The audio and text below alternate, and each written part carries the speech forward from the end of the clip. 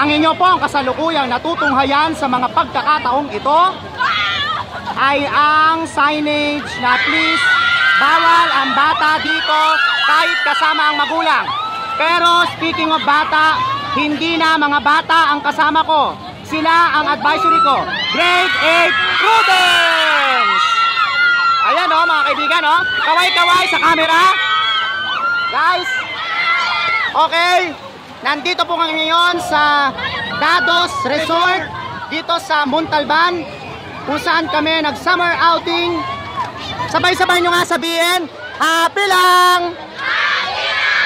Alright! Ano ba yan? Nagtatampisaw sila mga kaibigan. Ayan si... Nasang ihi yung tubig. Sino ito? Ay, si Angelo ay talaga namang ihip ng water in the bottle. Ayan sila Ira, si Jericho, ayan. Ayan sila John Vincent, sila Brian. Namumula na yung mga mata, nog-nog na sila, para na silang si Binay. Ayan o, tawid nyo na si Binay. Nandiyan naman si Romel Ursua. Huwag nyong basain ng tubig ang aking camera sapagkat nag-uulat ako. Nandito, isa-isay natin yung mga girls na nagaganda. Nandiyan sila Angelica, sila Angel, sila Baby Rose, sila Eliza, sila Jovelyn, Erica, Daisy, ayan, sila Mayan. Ayan, si Denzel, sige, hindi natin pwedeng kalimutan. Sila Mary Rose, sila Anna Marie Chris, sina Angeline, sino pa, sila Jamila.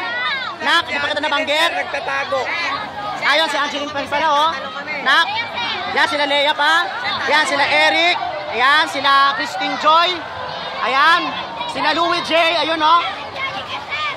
Oo, nabanggit ko na si Angelica. Oh, guys, what can you say? Interview natin sa isa. Anong masasabi mo, guys?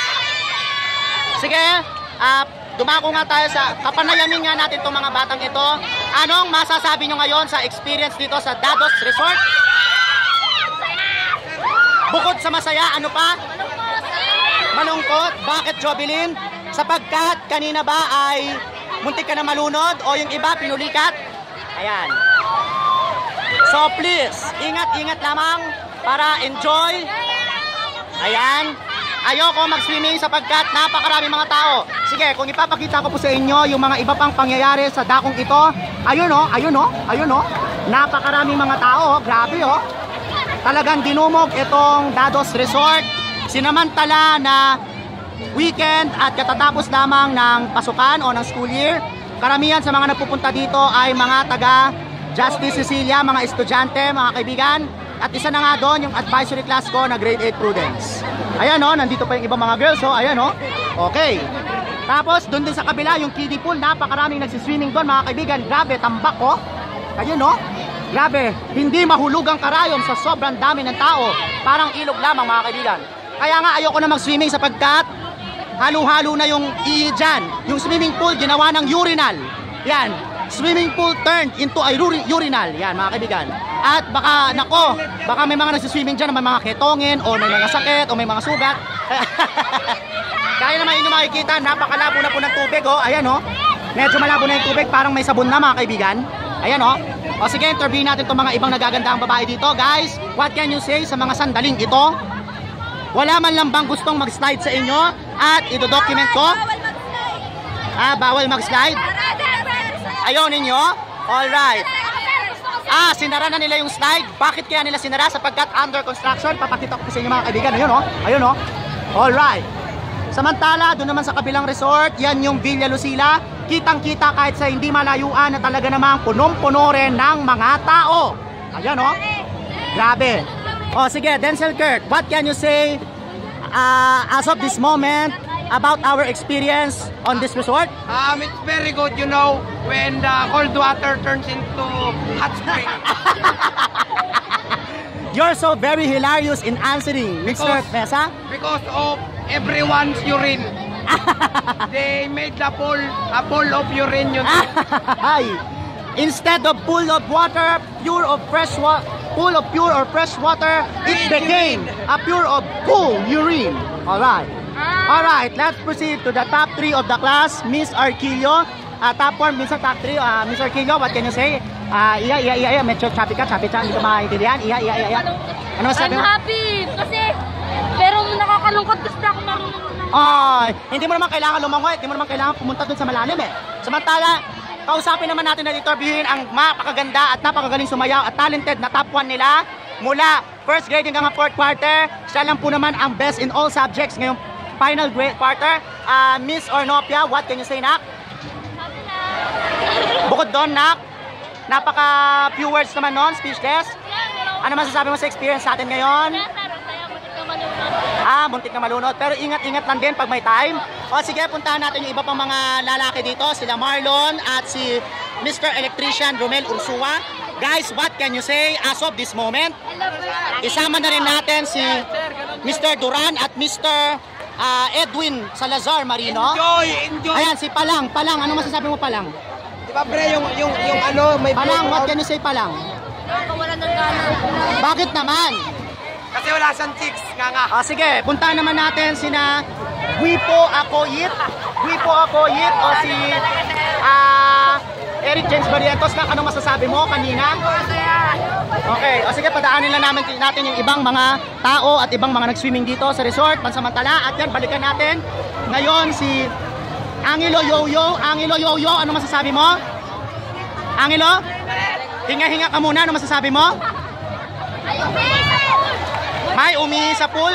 Baka kayo mismo umihi rin sa pool? Huwag kayong mag-deny. Ayan.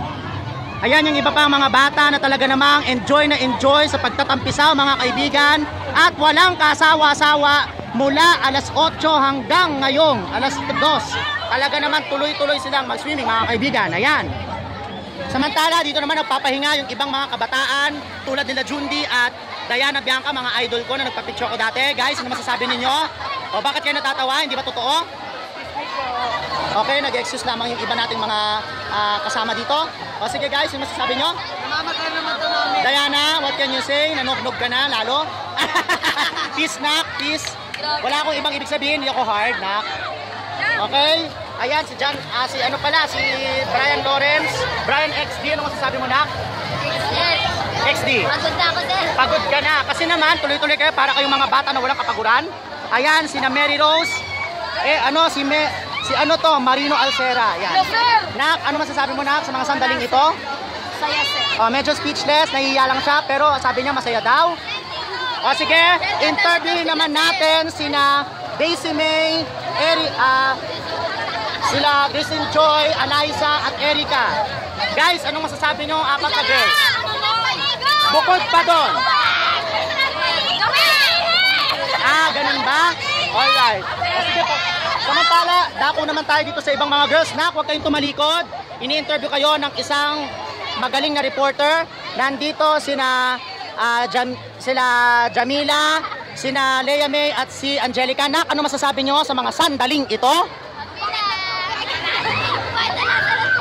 Lamig na tubig pero pangit ng lasa ng tubig. Yak, nakakainom kayo, kadiri. Yan. Nako, ano kaya ang magiging sakit ninyo mamaya? Ayan. Yan, nakatambay pa yung ibang mga kabataan dito na talaga naman pagod na pagod. Kanina pa ako, hindi na ako na-swim ng mga kaibigan sapagkat yun nga, ayoko ng madaling tubig. Ayan. Okay guys, sige. Ang naiwan na lamang doon sa video kaya natin ay ang mga 8 patients. Kasi nagsialis kayo, yung mga kanta nyo, kinanta na rin nila. Babalik muna ako doon, so stay tuned. I'll be right back. Samantala, sa pagpapatuloy ng mga daloy ng balita, nandito nga pala yung iba pang mga kasama naming estudyante. Guys, kaway-kaway. Ayan.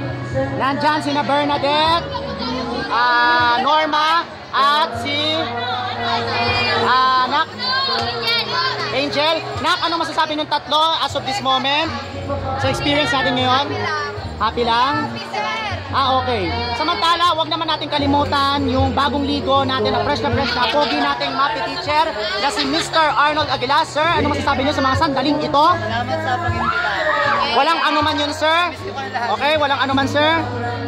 Basta ikaw, sir. Thank you, nag-enjoy rin kami in your company. Ayan, naglo-loading pa yung video. Kaya samantala, nandito nga pala sila Chelsea at sila Palang. Guys, ano masasabi nyo, Nak, sa mga sandaling ito? Okay, lamig kayo. Chelsea, ano masasabi mo sa experience natin ngayon? Masaya po. Masaya. Hindi nyo makakalimutan? Pati ako? Alright. Samantala, sa pagpapatuloy Nandito naman si Glenn Grace, naglalaro ata sila ng Truth or Consequence ba yan? Spin the Battle. Andyan naman sila Kenneth Magno at sina Elijah Labega ng Grade 8 Integrity na mga estudyante ko rin. Guys, what can you say sa experience? Masaya? Samantala, interviewin din natin yung iba pang mga kasama nilang estudyante dito. Nandito sila, sino to, Nak? Nak? Ayan, si Erika. Ay, Nak, sino nga Nak? Ano pangalan mo, Nak? Leia, sir. Ano, Nak? Leia. Si Dea Villasencio at saka si Nak? Si Angelica pala to, si Angel Arnales. Angel, Dea, anong masasabi nyo sa mga sandaling ito? Masaya, sir. Alright. Sige, ako naman tayo dito kay Lailin na talaga namang nananahimik. Lailin, Nak, anong masasabi mo, Nak? Masaya, sir. Bukod pa doon, Nak? Yun lang. Okay, salamat, Nak. Sige pa lang, any last message? Wala ng tubig. Wala ng tubig? Ako, nga. Ayun, may mga tubig pa doon, mineral water. Ayan. Okay. Ayan, sa wakas, bumanat na rin si Natalie Gonzalez. Ayan, nagbibidyoke sila. Masaya sila, nagbibidyoke mga kaibigan. Samantala yung iba naman doon nagsiswimming. Ayan. Sige, co-reporter, Mr. Denzel Mesa, ano masasabi mo ngayon sa mga sandali dito? Masaya po. Anong lagay ng panahon dyan? Kasalukuyan pong nasa 0.005 degrees Celsius. Okay, accurate ba yung mga data mo? Nga. Okay, anyway, co-reporter Denzel Mesa, maraming salamat sa iyo, Iho. Okay, sige, magpapaalam na ako. Kaway-kaway na kayo lahat, guys. Sir? Okay, hanggang sa muling pagkikita. Ito ang investigador sa Grade 8 Prudence #Summer Outing 2016. Sabay-sabay nyo sabihin, happy lang! Happy lang! Hola!